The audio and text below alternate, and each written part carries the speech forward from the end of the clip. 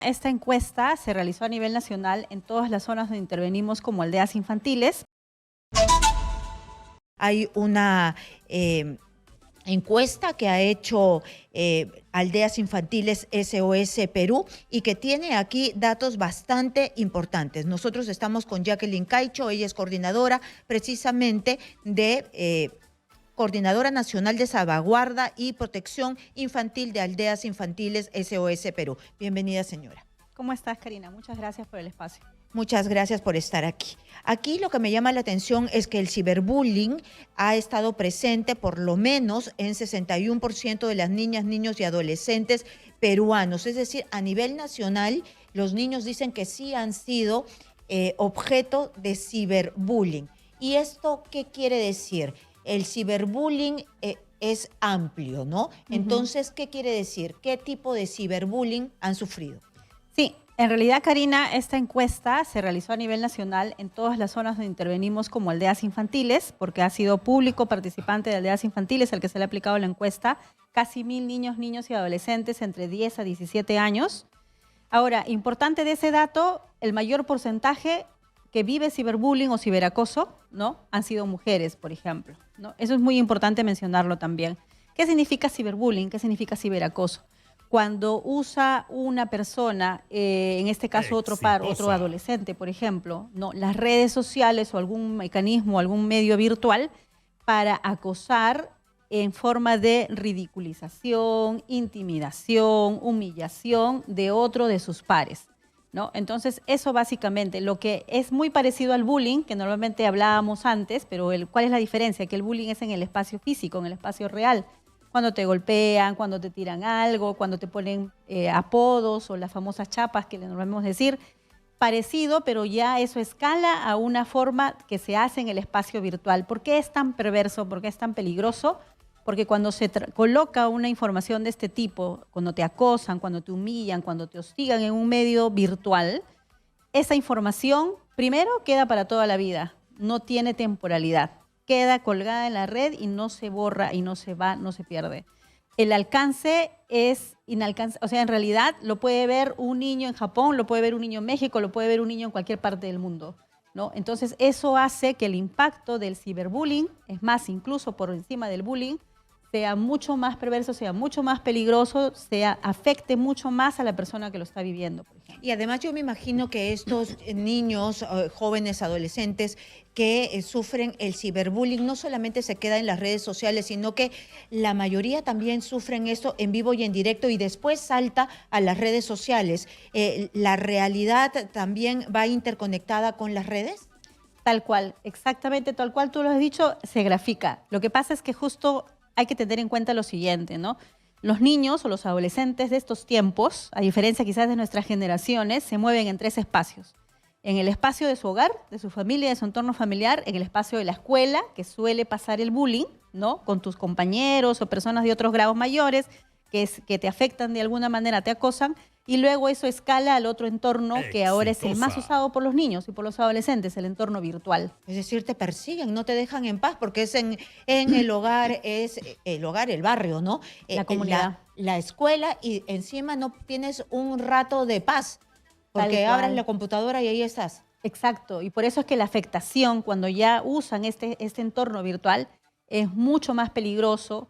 El impacto que puede llegar hasta el suicidio, que puede llegar a enfermedades, por ejemplo, o trastornos de la alimentación, o trastornos del sueño, o la propia depresión, ¿no?, que está muy asociada también a temas de ciberbullying, ¿no? En realidad es muy, muy grave y muy doloroso para los que lo viven también, ¿no? El ciberbullying va por encima de esta clase de intervenciones como el grooming y como el sextorsión.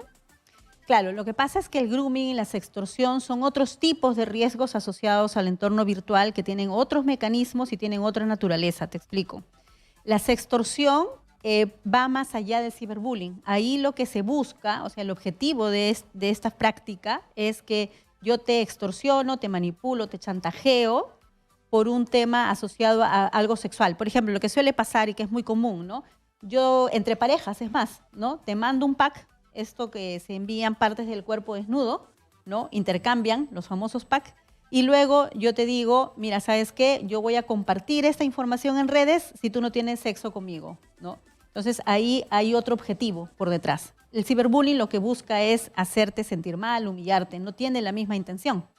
Por el cambio el grooming, más bien el grooming siempre está asociado a un adulto, ¿no? Que tiene la intención previa de hacer o de tener un acercamiento, un contacto físico con una persona menor de edad, ¿no? Y que usa mecanismos para los cuales normalmente está entrenado, eso lo mencionaba muy claramente, por ejemplo, el jefe de la divindad. Siempre detrás de alguien que hace grooming hay toda una intención y un mecanismo normalmente asociado a temas de trata o por lo menos de abuso sexual, que tiene esa intención y que usa recursos muy específicos para convencer al niño o al adolescente de que es una persona confiable y tener el contacto, el encuentro físico para poder hacer lo que Y después los graban y después los comienzan a extorsionar igualmente, ¿no? Exactamente. Y que también esto puede llegar fácilmente al suicidio, estas dos lamentablemente sí, ¿no?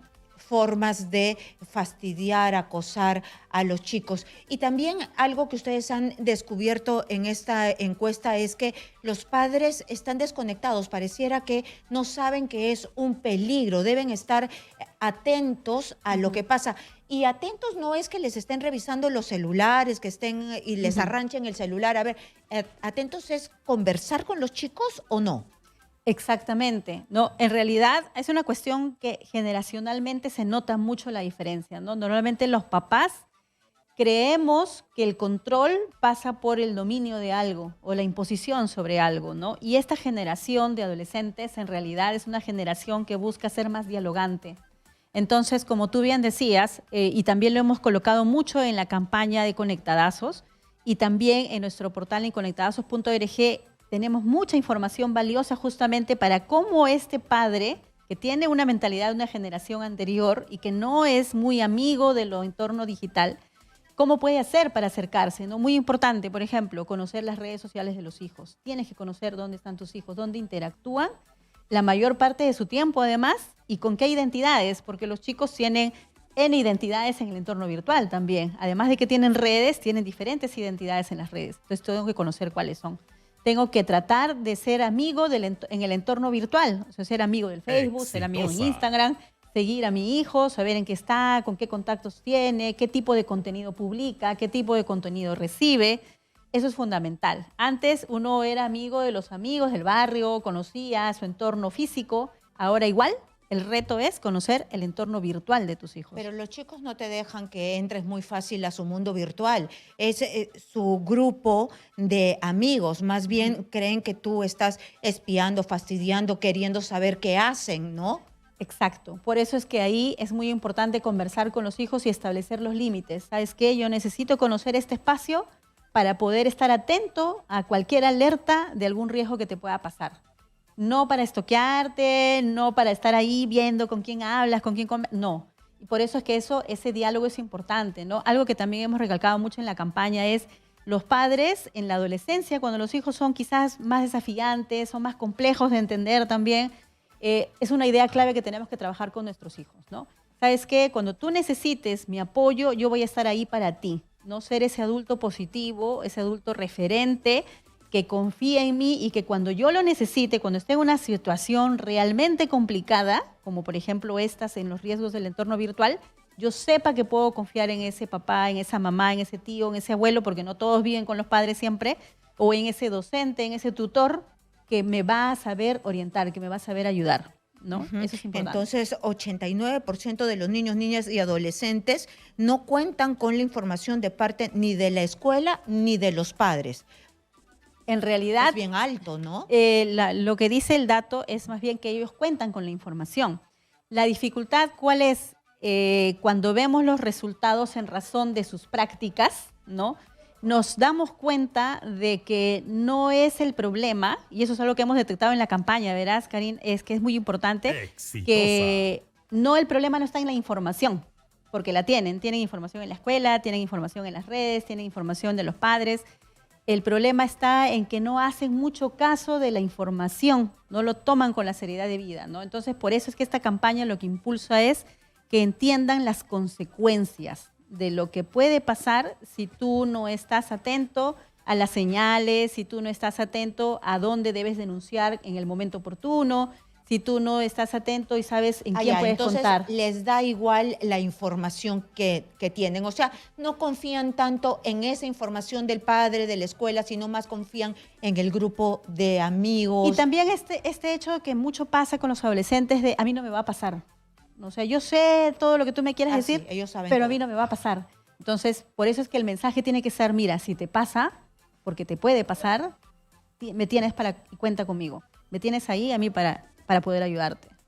¿Y a dónde se pueden dirigir los adolescentes y los padres en esta página web que tú nos estabas diciendo para tener algunos tips, algunos puntos de ayuda para estar preparados si tienes niños, adolescentes, para poder encauzarlos mejor y como padres ser mejores padres?